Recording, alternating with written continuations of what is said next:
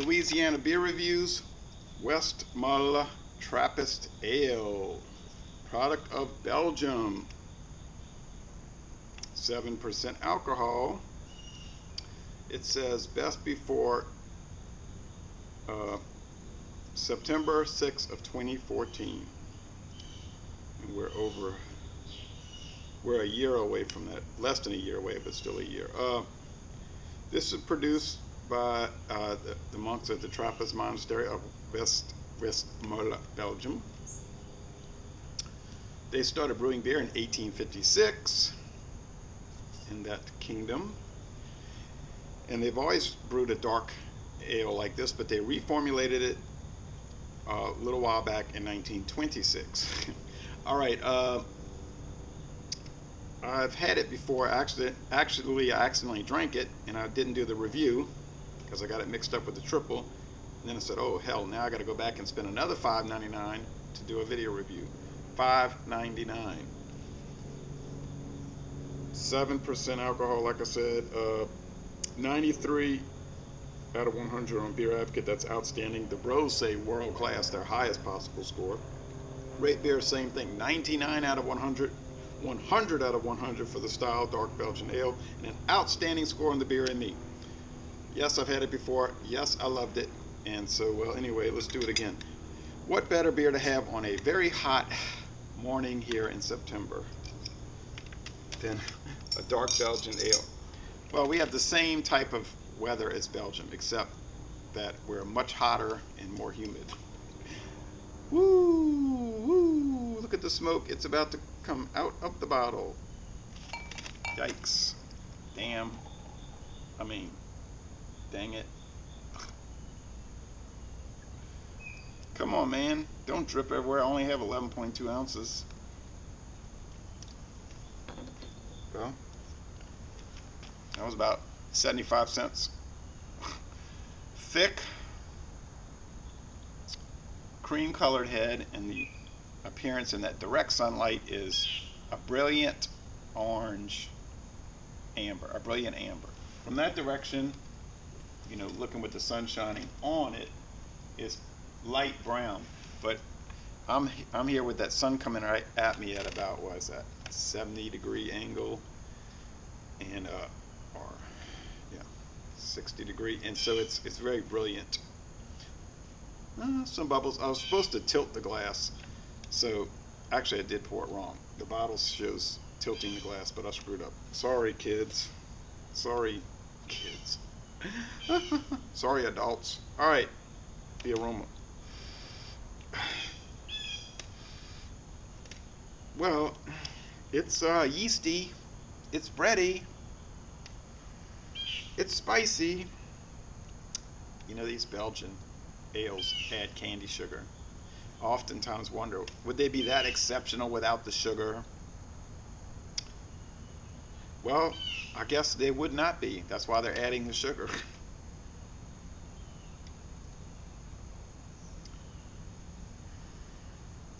You're just really getting sweetness, graininess, like barley malt, some sugar.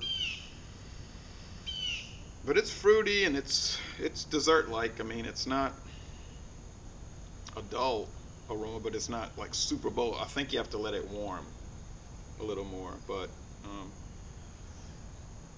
excuse me. And that wouldn't be too difficult in this heat. Here at 8:15 in the morning. It's gonna get to about 92 today. Probably get to about 93. Let's go with the flavor. I see little yeast particles, or even looks like little pieces of grain husk. Can believe that.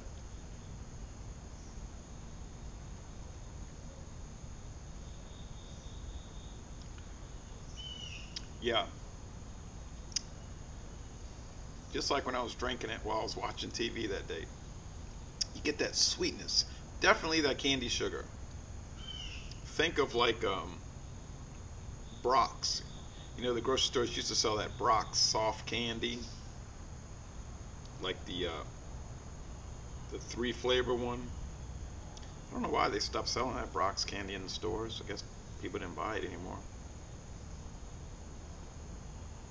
But It's sweet. You get brown bread crust, yeast, you know, that little bit of like a slight, and I mean slight, like coriander, a mild hop bitterness. There is an underlying grain husk.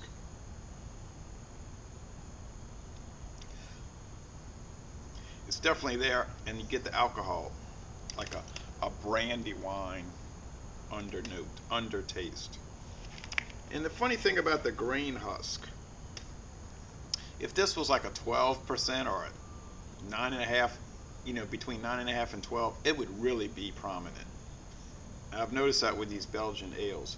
You get that grain husk, and that is very similar to your dog bite, your earthquake high gravity, which people say is no longer sold in the 12%.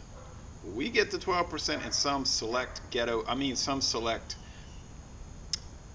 inner city stores around here. Okay, so they still do make, unless those are leftover cans, but I saw quite a bit of those cans.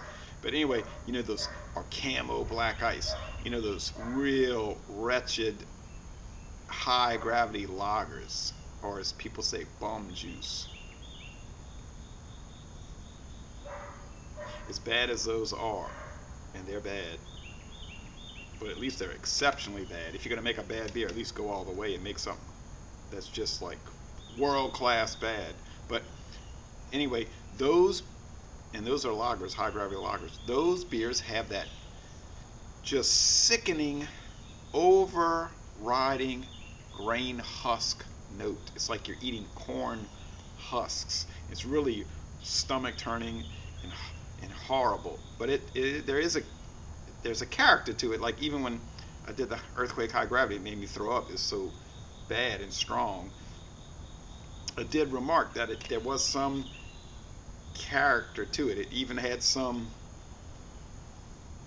quality in a bad type of way. But I bring that up because these really super ultra gourmet Belgian style Trappist ales, or Belgian Trappist ales, will have that grain husk that's reminiscent of, so you got the low end horrors sharing a very noted characteristic with the high end delights, delicacies. Which is bringing me back to the point about the candy sugar. If they remove the candy sugar, would it be much like the horrors? I don't know. That could cut it. Maybe it cuts that. Maybe those infamous companies like Melanie and Fusion Products and the one in Rochester, maybe they should add candy sugar. Anyway, the mouthfeel it's medium. It's not heavy. This is not a heavy beer, okay? You can almost say light to medium, but heading toward medium, a little slick. The finish is semi-dry. It's sweet. It's you know, it's fairly refreshing here in the heat. Not a beer you'd want to drink in the heat. That would be more like a Busch or a Busch Light type thing. You say, well, you should sit by the fireplace and drink this. Well, I have a fireplace and I never use it because it's never worth using around here.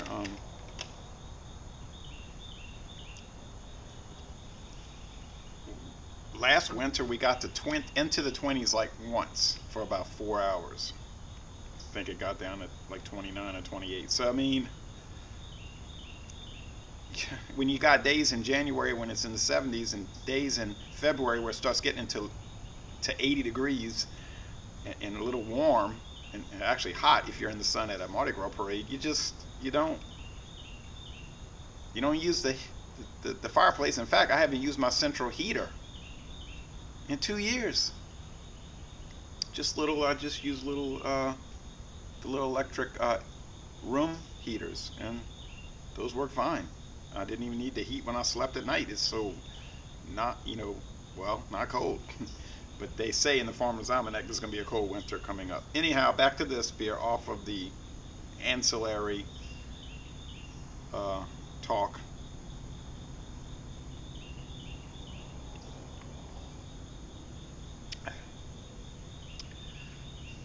It is great. But that, I don't want to say a fake way, you know, because you got Westmalle and St. Bernardus Abbott 12 and this, and they're so wonderful, and they're 100 out of 100 and all that. And it's funny because the craft beer people will say, Budweiser, they add rice, that's an adjunct. That's not pure. And then they like to drop things like, yeah, the other day I was drinking up Westmalle, you know, I was at the monastery over there. I took a trip to Belgium, and anyway, so wonderful, and they'll go on about it, you know, let you know that they were talking to this brewmaster at whatever place. But anyway, they'll go berserk about Budweiser having rice or Leinenkugel's Canoe Paddler having this extra whatever, you know, or beers having flavors added like Blue Moon. But then they got no problem with this having candy sugar in it. That's the kind of thing that's why I'm catching this attitude about it. I don't really care either way if they add adjuncts. I prefer the Reinheitsgebot approach for sure. But don't say on one hand it's an atrocity to add corn to Busch, but then on the other hand, well, it's okay to add corn to Leffe. That's okay to do that because I'm not consistent in my dictatorial outlook on beer. I'm mocking certain people. But anyway, Les Le Bon Ton Roulé, this is a great beer. It's an A+. I mean, it's outstanding. You got to give it that. Better be for $5.99 a bottle. It better be outstanding. And I'm going to end this review by saying, y'all come on down to New Orleans.